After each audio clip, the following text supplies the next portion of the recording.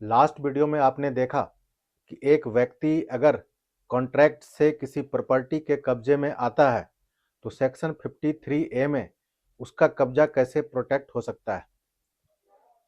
अब अगर कोई व्यक्ति कॉन्ट्रैक्ट से कब्जे में है और उसका कब्जा वहां पर सेक्शन 53A में प्रोटेक्टेड है और उसके बाद अगर सेलर उस प्रॉपर्टी को किसी थर्ड पार्टी को सेल कर देता है तो वहां पर परचेजर का यानी कि जो कब्जे में है उसके क्या राइट्स होंगे और उस थर्ड पार्टी के क्या राइट्स होंगे, आज हम इसी विषय पर चर्चा करेंगे। नमस्कार, मैं एडवोकेट प्रभात रंजन आपका अपने चैनल पर स्वागत करता हूं और अगर अभी तक आपने इस चैनल को सब्सक्राइब नहीं करा है तो कृपया सब्सक्राइब करें और इसको शेयर भी करें ताकि ज़्यादा से ज़्यादा लोगों तक यह अवेयरनेस प्रोग्राम पहुंच सके।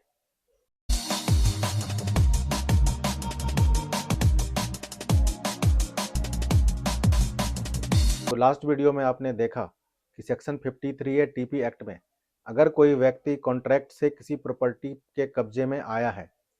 और वहां पर उसने कोई फर्दर एक्ट करा है और आगे उस कॉन्ट्रैक्ट को परफॉर्म करने के लिए सारे एक्ट्स करने को तैयार है, तो उस केस में जो सेलर है वह कब्जा उससे वापस नहीं ले सकता।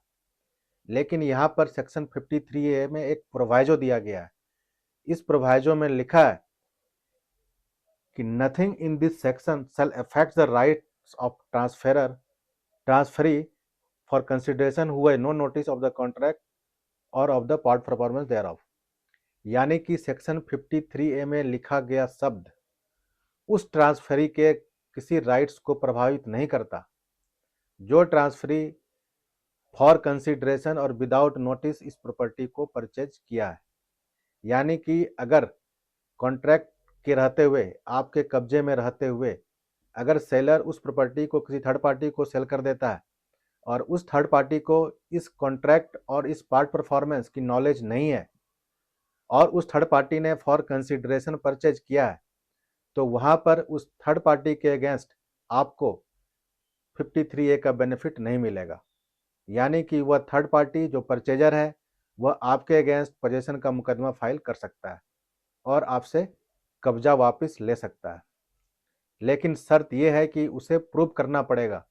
कि वह बोनाफाइड परचेजर फॉर कंसिडरेशन और विदाउट नोटिस है। अब यहाँ पर सुप्रीम कोर्ट ने कहा है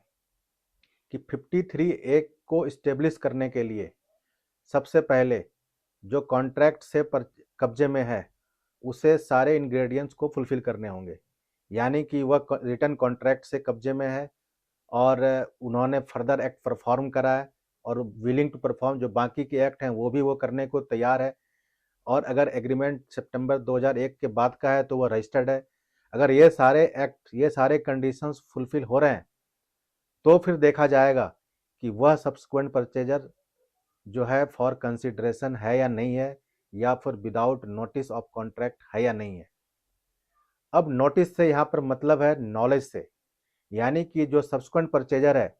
उसको इस ट्रांजैक्शन की, इस कॉन्ट्रैक्ट की और इस कब्जे की नॉलेज थी या नहीं। यहाँ पर कानून कहता है position itself is prima facie notice of title. यानी कि अगर आप किसी प्रॉपर्टी के कब्जे में हैं तो प्राइमा फेसाई आपको ही वहाँ का ऑनर माना जाएगा और यह माना जाएगा कि आपके पास उस प्रॉपर्टी का टाइटल है। अब अगर कॉन्ट्रैक्ट से आप वहाँ पर कब्जे में हैं, आपका कब्जा विजिबल है, तो जो सब्सिक्वेंट परचेजर है तो यहाँ पर यह माना जाएगा कि उस सब्सिक्वेंट परचेजर को इस कॉन्ट्रैक्ट की नॉलेज थी, नोटिस थी और इस परफॉर्मेंस, पार्ट परफॉर्मेंस की भी नॉलेज थी और उस केस में फिर सब्सिक्वेंट परचेजर के जो राइट्स हैं वो फिर अफेक्ट हो जाएंगे, फिर वो भी आपसे कब्जा वापस नहीं ले सकते। अब कोर्ट में यह साबित करने का दायित्व उस सब्सिक्वेंट परचेजर पे होता है कि वह बोनाफाइड परचेजर विदाउट नोटिस है।